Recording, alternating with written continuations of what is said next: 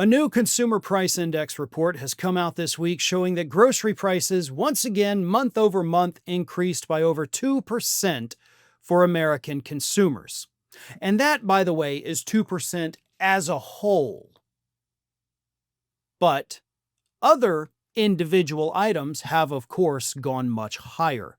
Beef prices are up almost 20% to their highest levels in American history. You also have coffee prices are up 15%. Eggs are still up 16% from where they were this time last year, even though prices have come down a little bit. But overall, you've got some things that have had massive price increases: coffee, beef, eggs, produce, and other things that have had no price increases. So that, lowers that average from the 15 to 20 down to 2. But nevertheless, depending on what you're buying at that grocery store, you could end up paying 10%, 15% more than what you were paying just a couple months ago. And millions upon millions of Americans are feeling that squeeze every single day when they go buy their groceries. Their dollars are buying fewer and fewer items with each passing week. And according to the experts, this is 100% because of Donald Trump's tariffs, which we can't even call tariffs anymore because that's doing Trump a favor. Saying that these are tariffs imply that, these other countries are having to pay the money like Trump says. It's a Trump tax. And we are the ones paying the Trump tax.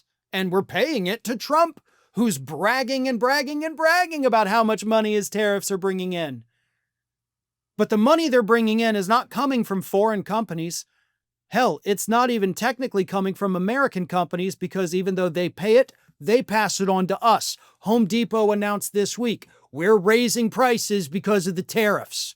That's a Trump tax on you. We're all paying the Trump tax. Here's where it gets even dumber. This article that I've got right here talking about the consumer price index and everything's going up and more expensive. This is from a local news station in Utah. Do you know how many sentences this story is? 7. 7 sentences. This local KUTV in Utah, 7 sentences they dedicated to explaining to everybody, hey, your prices are going up. And there's only the one sentence that say experts attribute the rising tariffs on aluminum and steel implemented in March, which are now affecting the price of groceries. Here's the thing. The article then says, these tariffs contributing to a higher cost for canned goods and beverages. That's it, right? Steel and aluminum in your cans, in your sodas, in your soups, whatever. There are processing facilities all across the country for food products. Do you know what that machinery is made out of? Steel and aluminum. Do you know how often those things have to be replaced? Not necessarily, every day or every month. Yearly repairs have to be made, which means more steel and aluminum.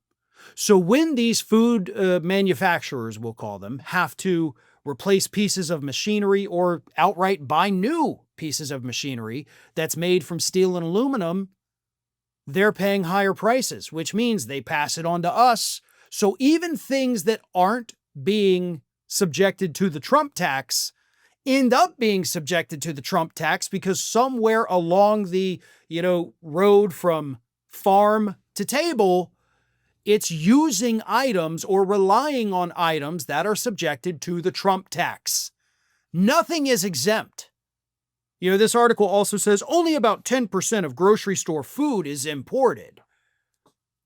Yeah, beef's not for the most part, unless you're buying, the expensive overseas kind. Then why have those prices gone up, 20, 25%?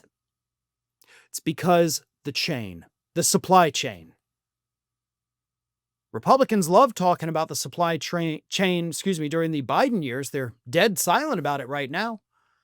But all along the supply chain, no matter what it is, whether it's food or computers or appliances or cars or anything, furniture, all of it, somewhere along the supply chain, relies on goods products, materials, elements that are being subjected to the Trump tax. So the price of everything, imported or not, goes up.